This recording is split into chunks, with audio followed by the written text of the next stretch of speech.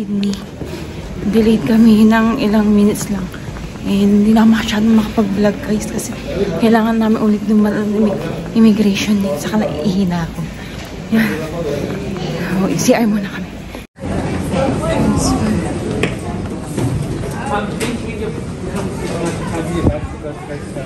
Guys, standby muna kami. Maaga pa naman eh. So, muna kami dito. Nagkaroon kami drinking fountain. And then, kainin namin yung bigay sa plane kanina. Ayan si Brave. So, ang hirap guys. Ang hirap. Lalo si Brave hindi masyadong bubuhat. Naaawa ako kasi ang bigat ng mga bagahe namin. Nakakaawa. Kaya tinatry kong buhatin talaga. Pero okay lang. Ano na lang. Huling ano na lang. Huling hirit na lang. So, napagsakay namin, napapakay na kami mahaba and then, ano na sa Pilipinas na yung next stop namin. To make your way to gate dash 31 to board quarters flight 191.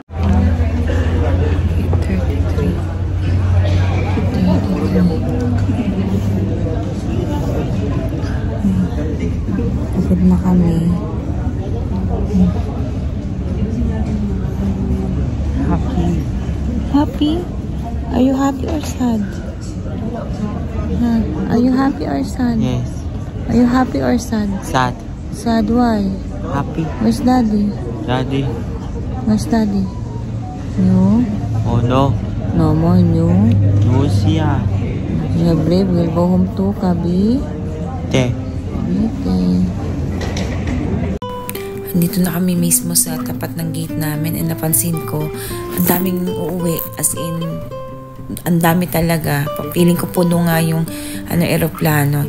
And ayan, pagod na kami ni Brave kasi wala pa talagang maayos na tulog. Qantas Airlines pa rin ang sasakyan namin pabalik and very generous sila sa pagbibigay ng food. Kaya lagi talaga kaming gising kasi abot sila ng abot ng food. Smile ka na kay mami. Where are you going?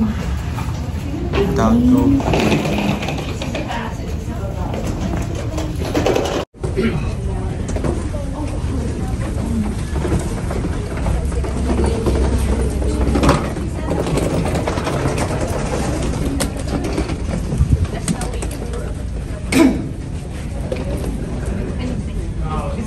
Wait lang anak, wait lang. Wait for mommy.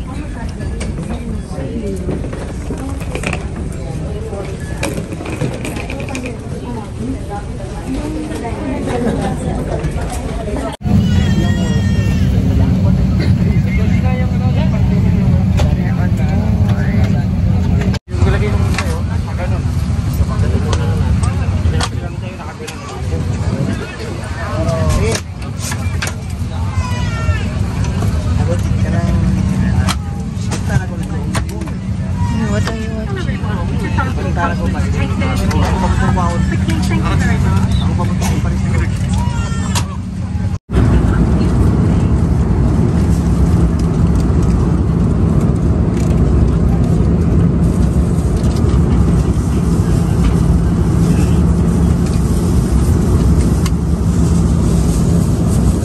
2,000 years later. Oh, you know, it's broken. Come here. It's broken.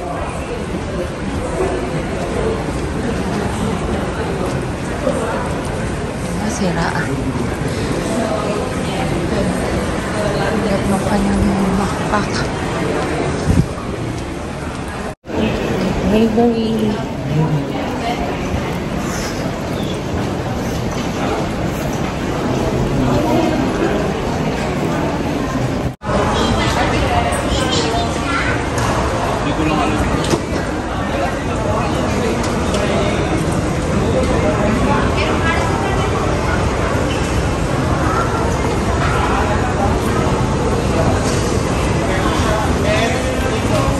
Hi guys, it's already 9:21. Kanina pa kami dumating mga past 8. So, ito na yung bahay. Hinamag yung sofa kasi walang proper ventilation. Yun lang naman. Ayan, medyo maamag-amag pa din yung ref kaya binuksan ko. Ayan. Antay lang namin yung delivery namin sa Jollibee para makakain and makatulog kasi nakakapagod talaga yung biyahe namin.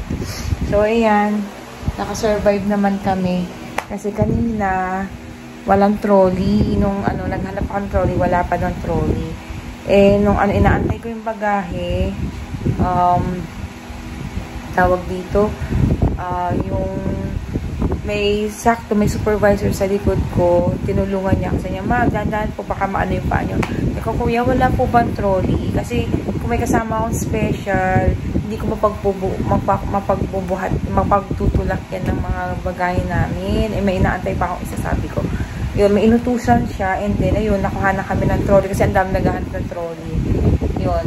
Inabutan ko na lang, at least hindi kami nahirapan. Tapos, pati yung Grab na binukuan doon na agad. Yun. Wala naman ding traffic, and then mainit. Makikita nyo, namumula ako, hindi ako ganito sa New Zealand. So, ayun si Dre. And then, bumili lang ako ng water. Well, ayun, yung mga 3 bote lang. Yung sa bukas na na tindahan kasi walang tubig sa ating airport. Naidala kaming aqua plus pupunuin ko sana walang tubig. O, diba? Ang galing. Yun lang, guys. And maglilinis-linis ng konti. Siyempre kahit pa paano maalikabong, may mga maliliit na itis. Pero may kami nilagay akong panghuli para hindi sila kakalat-kalat, hindi sila dumami. At least namamatay din sila. Yun lang, guys. Nakapagod si Daddy. Nakausap na namin kanina. And, yun, malungkot ako sa totoo lang. May ilang times na yung pinipigil ko, iiyak ko pag nakakausap ko si Daddy. Kaya lang, dahil nga, hindi, yung sobrang busy, pagod, hindi ko na maharap na umiyak, napipigil ko. Kaya, mas mahirap talaga iniiwan. Si Daddy parang bumukmuk doon. Aga na tulog. Oo.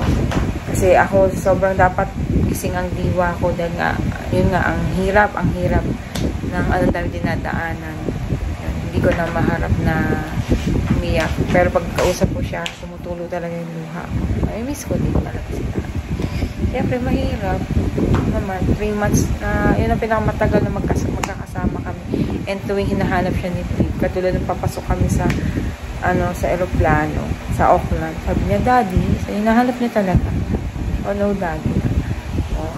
Are you happy or sad? Happy, sad. Happy na sad daw siya. Sige. Yun. Oh, wait na lang natin yung Jollibee, okay?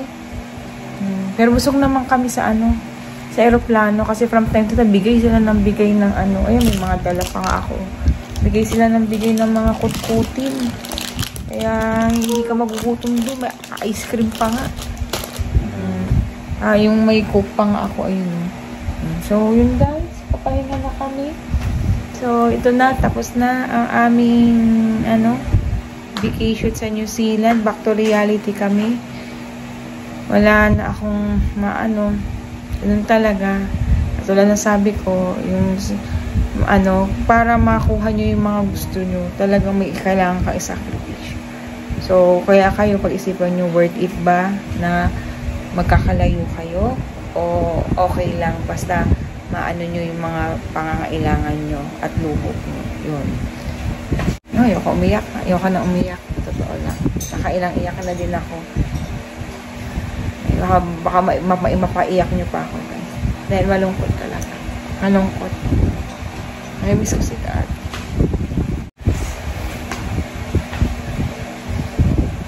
So, bukas, hindi pa kami papasok. Wala pang gamit sa dito. Yan.